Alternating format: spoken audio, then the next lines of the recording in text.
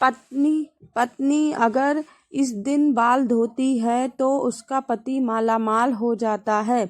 राधे राधे दोस्तों, कौन सा दिन है जिस दिन अगर महिला अपने बालों को धोती है तो उसका पति और उसका पूरा परिवार धन धान्य से भर जाता है?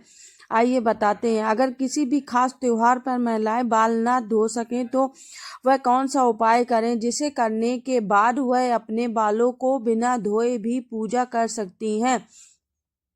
एक परिवार और पुरुष की सफलता उसमें रह रही स्त्री पर निर्भर करती है। हमारे पुराणों और शास्त्रों में यह भी कहा गया है कि महिला लक्ष्मी का रूप होती है। उसके स्वभाव के कारण उसका घर सुंदर और भाग्यशाली बनता है। हमारे देवी देवता भी अपनी अर्धांगिनी कोई भी शक्ति मानते हैं। हम अगर घर की लक्ष्मी धर्म अनुसार आचरण करती है तो घर को मंदिर बना देती है, लेकिन वही अगर वह गलत आचरण और स्वभाव वाली होती है तो घर को नर्क बना सकती है। इसलिए सुहागन महिलाओं को कुछ खास नियमों और धर्म का पालन करना चाहिए। आइए जानते हैं वह कौन सी नियम है जिनसे करने से इंसान सुख और समृद्धि को पाता है। अगर कोई स्त्री इन नियमों का पालन नहीं करती है तो ऐसा हो सकता है कि उसका भुगतान उसके पति और उसकी संतान को चुकाना पड़े। इसलिए इस बात को हर महिला को ध्यान रखना चाहिए। आज हम सुहागिन महिलाओं को यह बताने जा रहे हैं कि उन्हें किस दिन और कब अपने बालों को धोना चाहिए और कब उनको अपने बाल भूलकर भी नहीं धोना चाहिए। किस दिन बाल धोना बेहद ही अशुभ माना गया है। आइए दोस्तों जानते हैं सभी महत्वपूर्ण बातों के बारे में। लेकिन उससे पहले अगर आप भी चाहते हैं कि माता लक्ष्मी का आशीर्वाद आपके ऊपर सदा बना रहे तो इस वीडियो को लाइक और चैनल को सब्सक्राइब जरूर कर दीजिएगा। नंबर 1 दोस्तों, आजकल समय बहुत ही तेजी से बदल रहा है जिससे कि लोग प्रभावित हो रहे हैं। त्योहार, तिथि या फिर किसी भी शुभ मुहूर्त में अपने बालों को काटने या फिर धोने के चलन में जुड़ते जा रहे हैं। लेकिन दोस्तों, हिंदू पंचांग में बताया गया है कि महिलाओं को कभी भी शुभ तिथि पर बाल नहीं कटवाने चाहिए। शुभ मुहूर्त के लिए तैयार हो रही हो तो उसको बाल नहीं कटवाने चाहिए। एक दिन पहले ही यह सब कर लेना चाहिए। खासकर एकादशी, अमावस्या और पूर्णिमा को बाल भूलकर भी नहीं कटवाना चाहिए और ना ही धोना चाहिए। ऐसा करने से उसके मस्तक पर चंद्रमा का बुरा प्रभाव पड़ता है और उनका स्वभाव भी चिड़चिड़ा हो जाता है। बुधवार के दिन कुमारी कन्याओं को बाल नहीं धोना चाहिए। शास्त्रों में यह भी कहा गया है कि कुंवारी कन्याओं को बुधवार के दिन अपने बाल धोने से बचना चाहिए, खासकर उन कन्याओं को जिनके छोटे भाई हैं। मान्यता है कि अगर बुधवार के दिन बाल धोती हैं तो इसका प्रभाव उनके छोटे भाई के जीवन पर पड़ सकता है। इससे भाई को कष्ट झेलने पड़ते हैं, उनकी सेहत पर भी प्रभाव पड़ता है, जिसे कई घरों में ध्यान में रखा जाता है। इसलिए बेहतर है कि बुधवार के दिन बाल धोने की बजाय इसे किसी और दिन कर लिया जाए। व्रत वाले दिन बाल धोने से क्यों बचना चाहिए? अगर आप किसी भी दिन व्रत रखते हैं तो उस दिन बाल धोने से बचना चाहिए। ऐसा माना जाता है कि व्रत के दौरान शरीर और मन को पवित्र रखना जरूरी होता है। बाल धोने से पवित्रता और ऊर्जा पर असर पड़ सकता है। जैसे अगर आप सोमवार का व्रत रखते हैं तो बाल धोने का काम रविवार या फिर मंगलवार को कर लें। व्रत वाले दिन बाल धोने से बचना ही बेहतर होता है। अगर किसी वजह से आपको मजबूरी में व्रत वाले दिन बाल धोने पड़े तो इसका एक उपाय है, बाल धोने से पहले अपने बालों में थोड़ा सा कच्चा दूध लगा लें। ऐसा करने से व्रत की पवित्रता बनी रहती है और कोई नकारात्मक असर नहीं होता। अगर आप इन बातों को मानते हैं तो इन्हें अपनी दिनचर्या में जरूर शामिल कीजिए। अगर किसी खास वजह से इन नियमों का पालन करना मुश्किल है तो परंपराओं के साथ लचीला रवैया अपनाएं। यह सभी बातें हमारे शास्त्रों और परंपराओं से जुड़ी हैं, जिनका उद्देश्य परिवार और समाज की भलाई है। अगर आप एक पुत्र की माता हैं या फिर आपका बालक अभी छोटा है या फिर आपको पुत्र की प्राप्ति नहीं हो रही, तो ऐसी महिलाओं को शुक्रवार के दिन अपने बाल अवश्य ही धोने चाहिए। इससे उन्हें जल्द ही संतान सुख की प्राप्ति होगी। इसके अलावा शुक्रवार के दिन बाल धोने से कुंडली में राजयोग बनते हैं। शनिवार और बालों से जुड़े विशेष नियम। शनिवार का दिन शनिदेव को समर्पित होता है। इसे उनके पूजा पाठ के लिए विशेष दिन माना गया है। इस दिन से जुड़ी कई मान्यताएं हैं, जिसमें बाल धोने और तेल लगाने के विषय में खास निर्देश हैं।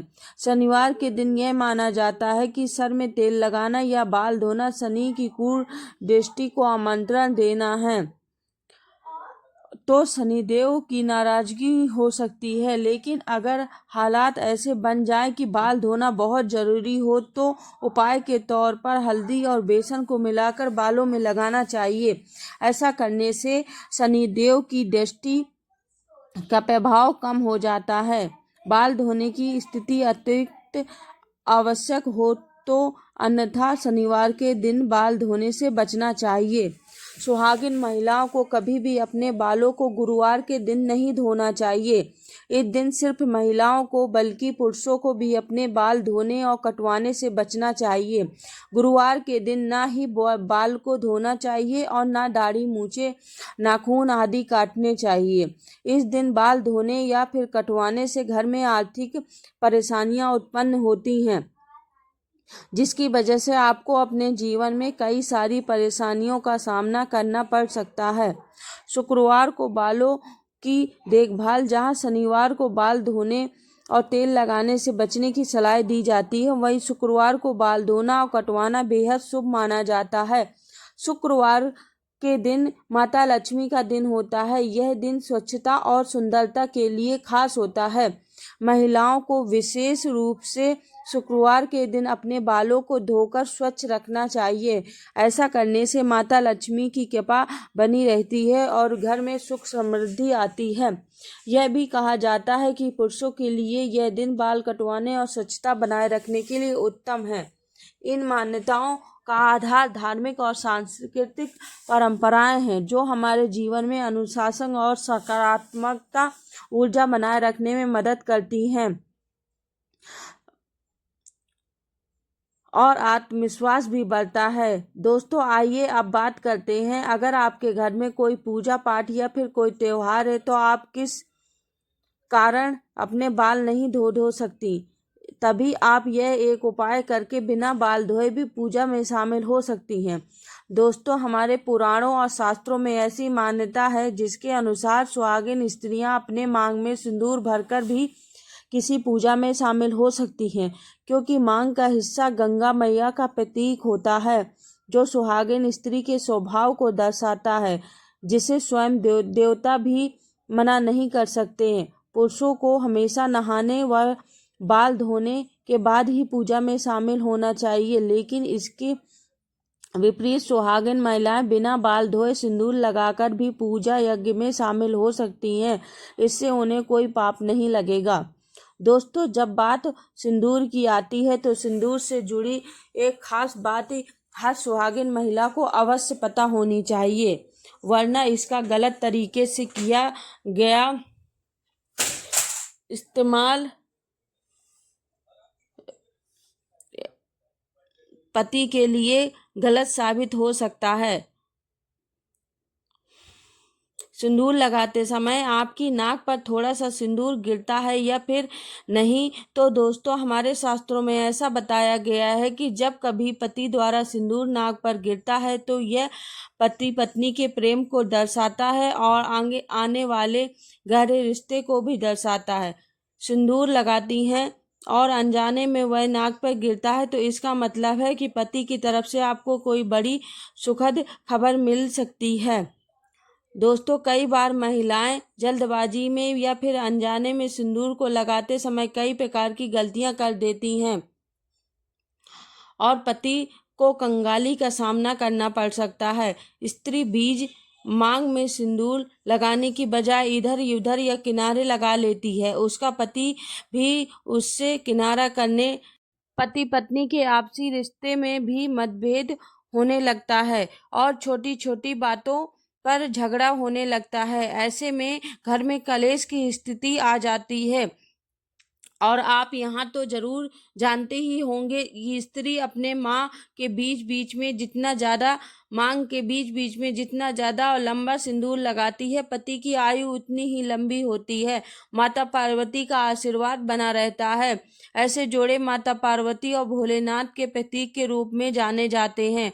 जो स्त्री अपने बालों के बीच में सिंदूर छुपा लेती है, उसका पति कभी तरक्की और सफलता हासिल नहीं कर पाता।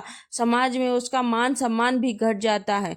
दोस्तों, सिंदूर एक सुहागिन महिला की पहचान होती है। सिंदूर के बिना एक सुहागिन महिला अधूरी मानी जाती है। सुहागिन महिलाओं के माथे पर लगा हुआ सिंदूर उसके सौभाग्य को दर्शाता है। इसलिए सिंदूर को कभी बालों के बीच में नहीं छुपाना चाहिए। जब महिलाएं माथे पर सिंदूर लगाएं तो इसे बहुत सावधानी से करना चाहिए। ध्यान रखें कि मांग का सिंदूर हमेशा सीधा और साफ सुथरा हो। अगर कोई महिला अपनी मांग में टेढ़ा मेढ़ा सिंदूर लगाती है तो इसका असर पति पत्नी के रिश्ते पर पड़ जाता है। इससे दोनों के बीच अनबन हो सकती है। पति किसी दूसरी स्त्री की तरफ आकर्षित हो सकता है। अगर सिंदूर लगाते समय आपके हाथों से सिंदूर गिर जाए तो इसे अशुभ माना जाता है।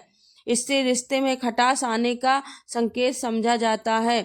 माता पार्वती का ध्यान करें और उनसे क्षमा मांगे ताकि आपकी जिंदगी में आने वाली बुरी बला टल जाए और प्यार और रिश्ता विश्वास बना रहे।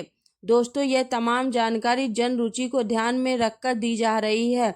वास्तुशास्त्र के उपाय और आस्था पर विश्वास रखें और वीडियो बेहतर सलाह और संदर्भ के दावा नहीं करता। अगर आपको यह वीडियो पसंद आई हो तो इस वीडियो को लाइक और सब्सक्राइब कीजिए। Thank you.